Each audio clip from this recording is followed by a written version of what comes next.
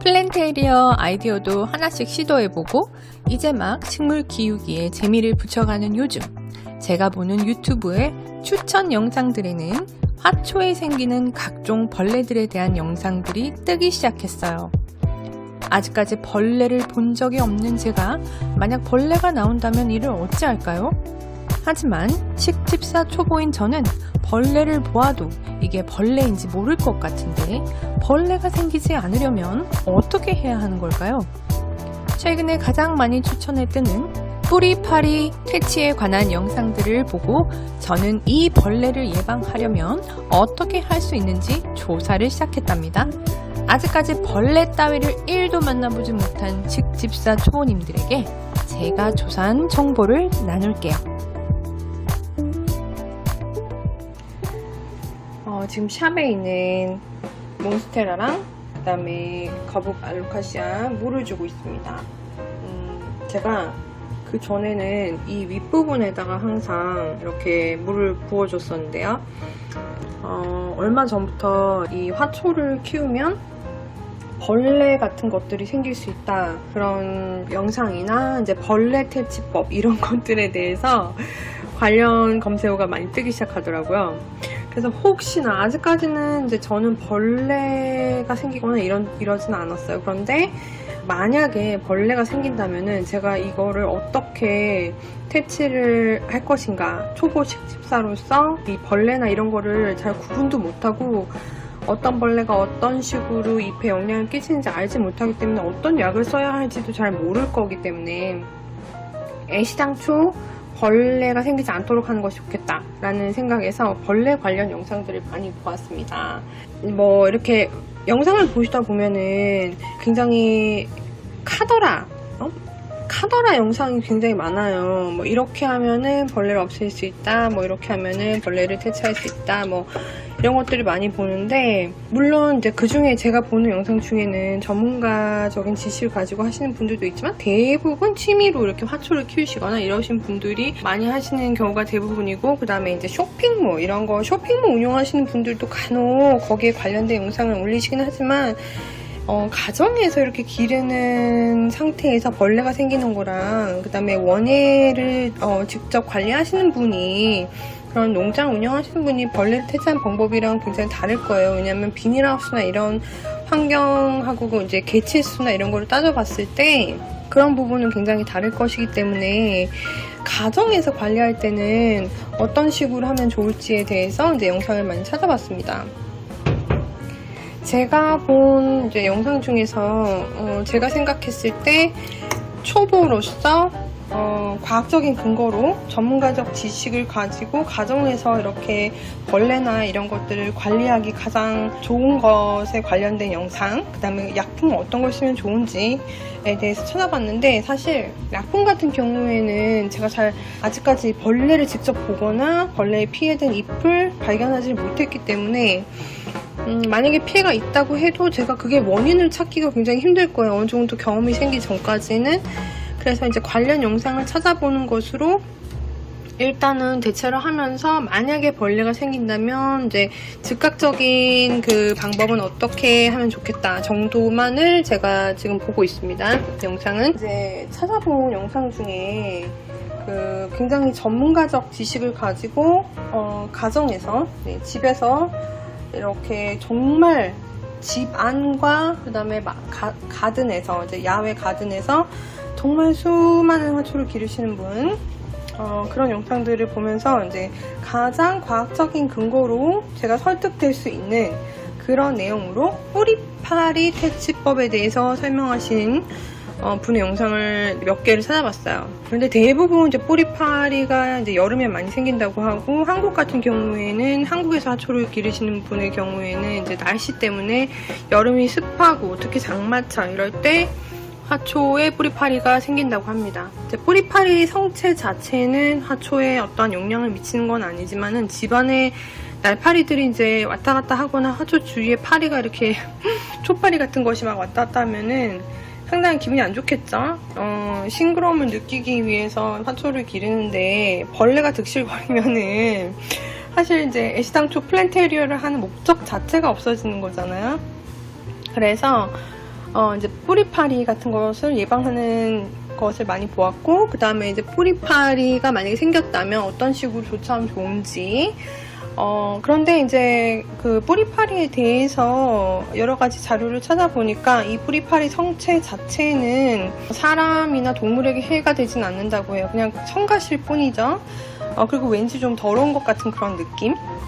그런 것들이 있는데, 사실 문제가 되는 것은 이 화초의 이 흙 속에 살게 되는 그 애벌레, 유충이 이 화초에 문제를 생기게 할 수 있다고 해요. 그러니까 이제 유충이, 뿌리파리의 유충이 이 흙 속에 알을 낳게 되는데, 뿌리파리가 이제 성체가 이 흙의 표면에 앉은 다음에 이 안에다가 알을 낳으면 그 알이 이제 유충이 되어가지고 이 안에 흙 속에 있는 그 펑거스, 그 곰팡이 같은 것들을 먹는다고 해요. 그 뿌리 주변에 있는 곰팡이들. 그러니까 개체수가 얼마 되지 않을 때에는 사실 화초 자체에도 그닥 문제가 많이 되진 않는다는 내용도 있습니다. 다만 이것이 굉장히 개체수가 많아졌을 때 더 이상 이제 이 안에서 화분은 굉장히 작으니까 곰팡이를 먹을 것이 없을 때 뿌리 자체를 먹게 돼서 화초를 죽게 하는 그런 경우가 생길 수 있다고 해요. 그래서 뿌리파리 같은 경우에는 성체 한 마리가 또 수백 개의 알을 낳는다고 합니다. 그러니까 한 화초에 알을 낳으면 여러 성체들이 깨어나면은 주변 화분들에도 다 이제 영향이 미치겠죠. 그렇기 때문에 뿌리파리는 순식간에 번식을 하고 개체수를 늘리게 됩니다. 그렇기 때문에 저는 사실 이 날파리류 이런 것들을 굉장히 싫어하기 때문에 애시당초 그런 것들이 이제 좀 접근 안 했으면 좋겠다 하는 생각이 있어요. 근데 이제 가장 중요한 것은 뭐냐면 뿌리파리가 습한 것을 좋아한다고 해요. 저는 전문가가 아니기 때문에 이 뿌리파리 자체가 어떻게 살아가는지에 대해서 과학적으로 설명하신 분들의 영상을 많이 봤는데, 이 뿌리파리 자체가 성체가 되어서 알을 낳을 때 이 흙 표면 자체가 축축하지 않으면 알을 낳을 수가 없대요. 왜냐하면은 이 표면 자체에 수분이 있어야지만 알이 이제 또 깨어나서 곰팡이 균이 서식할 수 있고, 그 다음에 그 곰팡이 균을 먹고 나서 이제 애벌레가 되어서 탈피를 할 때 수분이 없으면 탈피를 하기 힘들다고 해요. 그렇기 때문에 제대로 성체로 클 수 있는 환경 자체에는 수분이 꼭 중요한 요소입니다. 뿌리파리 같은 경우에는 이 흙 표면이 젖어 있는 화분을 타겟으로 알을 낳는 거죠.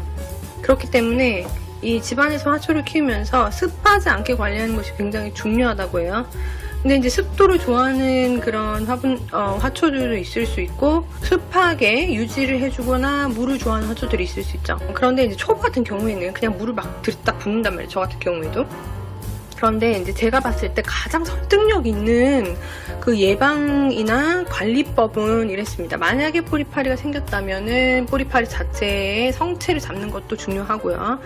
약이나 그 다음에 이제 뭐 그런 거 있잖아요. 뭐 전기 요인, 파리채 이런 거, 그런 거를 놓는다든지, 뭐 주변에 뿌리파리가 보이면 에프킬라를 놓는다든지, 끈끈이를 설치해가지고 주변에 깨어난 성체들을 잡는다든지, 이런 거는 일단 보이는 부분이기 때문에 조치를 할 수 있지만은 이 알을 낳고 계속 나오는 뿌리파리, 끊임없이 나오는 뿌리파리는 어떻게 대처를 할 것인가, 이게 관건인 것 같았어요. 약이나 이런 거에 대해서는 공통적으로 좀 느꼈던 게 뭐냐면은, 한 번 뿌리파리가 생기면은 그 화분에서 약을 친다고 해서 이게 금방 효과가 생기거나 뭐 굉장히 드라마틱한 어떤 그 숫자를 줄일 수 있는 방법이 되진 않는 것 같아요. 친환경 균 이런 거, 미생물 이런 걸 이용해서 박멸하고 뭐 이런 여러 가지 약품이 있는 것 같아요. 그리고 뭐 화훼 농장 큰 데서 쓴 농약류 뭐 그런 것들도 있을 수 있고, 뭐 락스나 퐁퐁이나 뭐 여러 가지, 정말 여러 가지 각종 뭐 과산화수소 뭐 여러 가지 방법이 있었어요. 근데 문제는 뭐냐면은 예방 자체를 하기에는 이건 이미 생긴 화분에 어떻게 대처를 하는가에 대한 일이었어요. 저의 경우는 이 지금 화분 자체에 뿌리파리가 없단 말이죠. 이렇게 깨끗하게 계속 유지를 하고 싶은 거예요. 그렇다면 어떻게 해야 되는가? 뿌리파리가 없기 때문에 지금은, 그리고 언제라도 생길 수 있잖아요. 이 주변에 오지 않게 하는 그런 방법이었는데, 일단은 이 화분 자체의 환경이 뿌리파리가 서식할 수 없는 환경이어야 해요. 그 말은 뭐냐면은 이 뿌리파리가 젖은 흙을 좋아한다는 거죠. 특히 알을 낳을 수 있는 깊이는 이 화분의 표면에서부터 1cm에서 1.5cm 내외라고 합니다. 유충이 이 아주 깊은 곳까지 막 파고들기 전에 알을 낳을 수 있는 표면 자체는 1cm에서 1.5cm, 그러니까 성체 개체가 알을 낳는 깊이가 그 정도입니다. 그러니까 알이 머물 수 있는 공간은 이 흙에서 보시면은 화분에 흙에 있는 지금 보시면 흙이 여기 있잖아요. 여기서부터 1cm에서 1.5cm 사이에 공간에 알이 있을 수 있다는 거죠. 예를 들어서 뿌리파리를 보셨다면은 흙을 덜어내라. 1cm에서 1.5cm 정도의 흙을 다 파서 덜어내라는 이유가 바로 그겁니다. 여기에 알이 있을 수 있다는 거죠. 그 다음에 이제 알이 깨어나게 되면은 유충이 이제 뿌리나 이런 데를 갉아먹을 수 있는데, 문제는 이게 나왔을 때, 성체가 되어서 나왔을 때, 그 다음에 다른 화분이나 이런 데다가 또 알을 낳을 수 있는 거죠. 이 성체가 나와서 그 다음에 알을 못 낳게 하는 것이 중요한 거예요. 그래야지만 애벌레 자체가 생기지 않는 거죠. 그런데 여기에 물기가 없으면 성체는 알을 낳을 수 없어요. 이 화분 표면, 이 1cm에서 1.5cm 사이에 물기가 없어야 애벌레가 탈피할 수 없습니다. 애벌레가 탈피할 때는 수분이 필요해요. 성체가 알을 낳으려고 해도 수분이 필요합니다. 이 겉에 물이 없으면 성체는 알을 낳지도 않고, 그 다음에 애벌레가 탈피할 수도 없는 조건이 만들어지는 거예요. 그렇기 때문에 예방이나 혹시나 생겼다면은 그 다음에 이제 성체를 잡더라도 더 이상 개체수가 많아지는 것을 막으려면 이 화분 겉에 1cm에서 1.5cm 깊이까지가 말라 있어야 돼요. 그렇게 하려면은 물을 주실 때 이 위에서 주시면 안 되는 거죠. 그래서 많은 이제 자료를 찾아보시면은 이렇게 화분을 담궈가지고 저면식 관수로 물을 줄 때 물을 주라고 합니다. 중요한 게 여기에 있어요. 근데 그냥 물을 저면식 관수로 담궈주시면 안 됩니다. 여기서 키포인트는 정면식 관수로 하시되 이 물이 화분의 중간 정도까지만 올라올 때까지만 기다려 주시는 게 관건이에요. 왜냐? 이 화분의 1cm에서 1.5cm 깊이까지는 흙이 항상 말라 있어야 되는 거죠.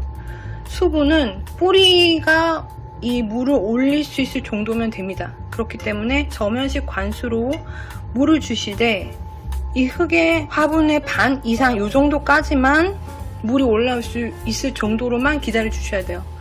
화분을 제가 이제 볼 수가 없잖아요. 저희가 안에 얼만큼 물이 올라왔는지 알 수가 없기 때문에 이거는 케바케입니다. 여러분들이 직접 실험을 해보시면서 적당한 때 이 화분에 물이 한 반 이상쯤 됐겠거니 하는 그때를 찾으셔야 되는 거예요. 이거는 이 화분 흙의 구성이 어떻게 되어 있는지, 알갱이의 크기는 어떤지, 그 다음에 화분 자체의 그 재질이 무언가, 이런 거에 따라서도 흙에 물이 흡수되는 정도의 시간은 다를 수 있습니다. 화분의 크기도 또 거기에 비례하고 여러 가지 조건이 맞아야 되기 때문에 여러분들이 직접 그 시간은 측정하실 수밖에 없어요. 일단 감으로 여러분들이 여러 가지 이제 집에 있는 화분들 우리는 과정에서 뭐 몇백 개씩 기르질 않기 때문에 이런 식으로 물 줄 때마다 저면 관수할 수 있겠죠. 일주일에서 2주 사이에 한 번씩 화분들을 담궈주면 되는 거죠. 그렇지만은 이제 화분의 사이즈에 따라서 시간을 잘 지켜서 이 화분 표면은 보슬보슬한 상태로 유지를 하되 이 화분 중간까지의 물은 이제 올라올 수 있도록 요거를 잘 맞춰주시는 게 키포인트래요. 그리고 만약에 이제 위에서 물을 주신다면은 이 화분 겉이 항상 마를 수 있는 어떤 재질을 깔아주는 게 좋대요. 그래서 이제 한국에서 이제 찾아보시면은 규사라고 있습니다. 규사. 그래서 규사 왜 이렇게 아쿠아리움 같은 거 장식할 때 보면 색깔 모래 같은 거 고운 모래 입자 있죠?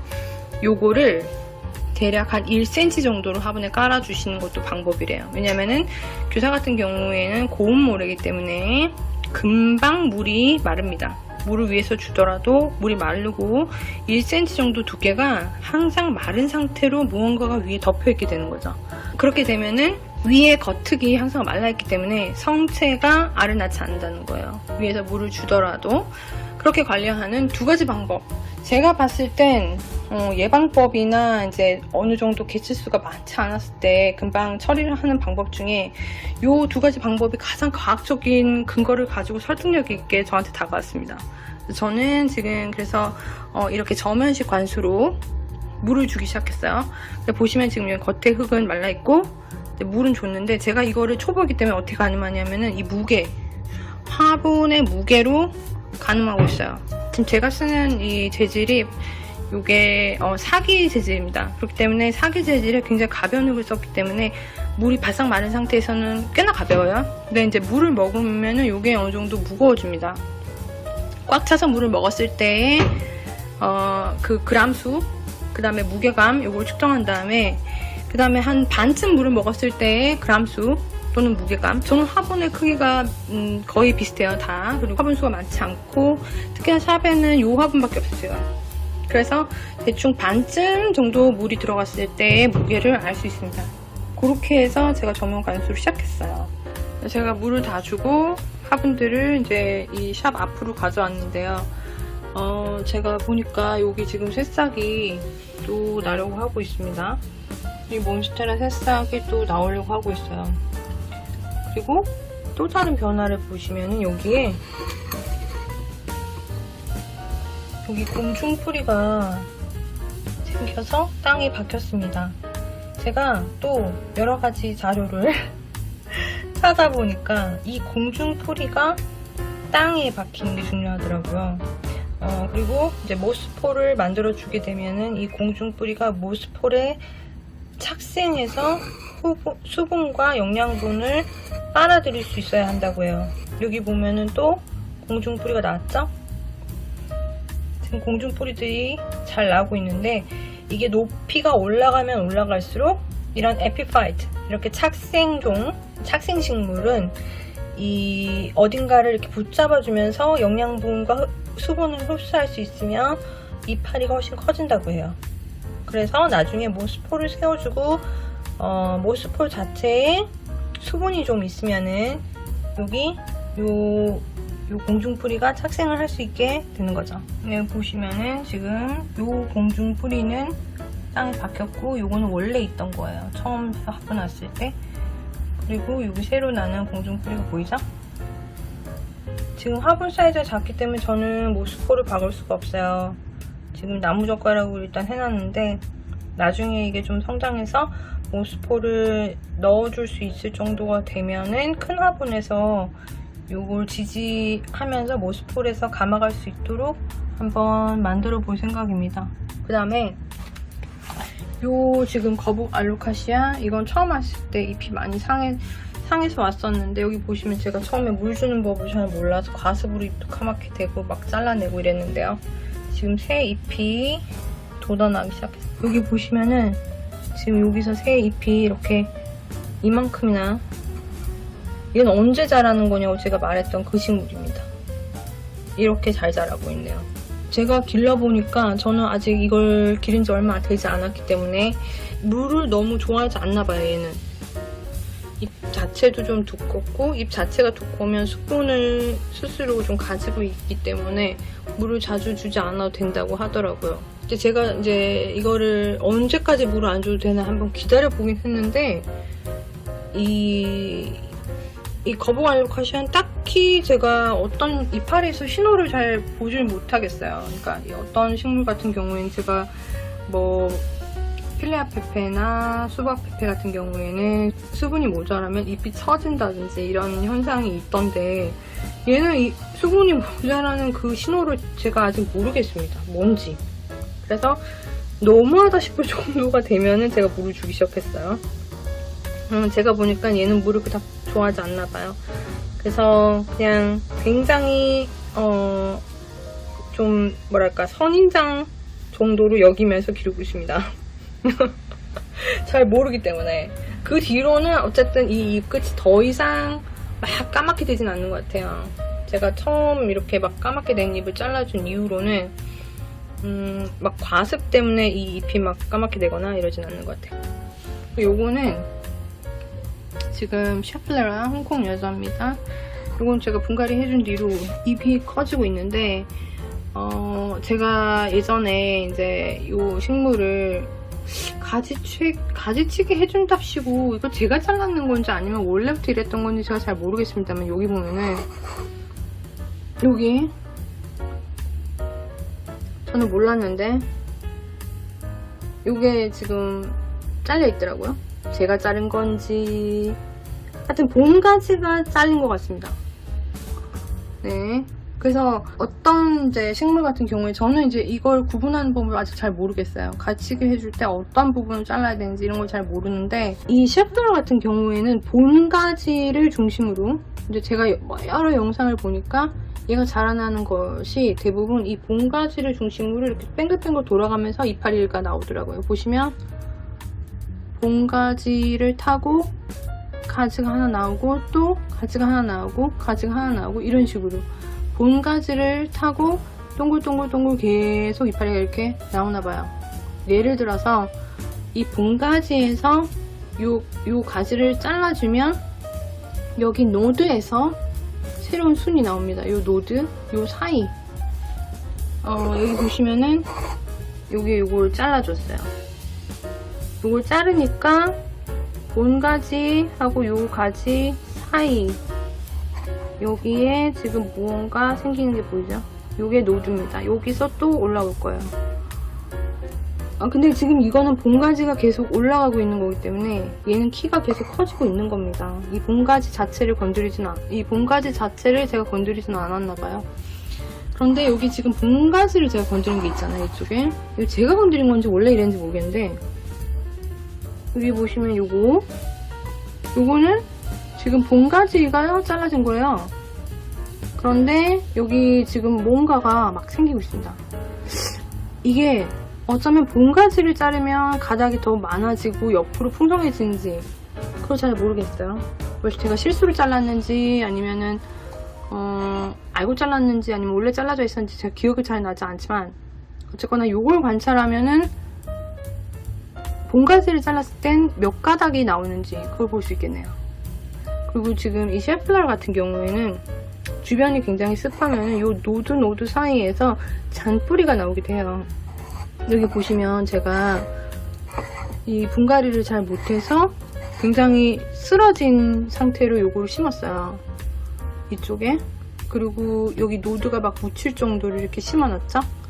그랬더니 요 사이에서 지금 뿌리가 기어나온 겁니다.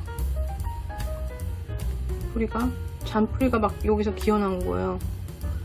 그러니까 이게 지금 제가 분갈이 한 지가 한 일주일 정도 되었나봐요.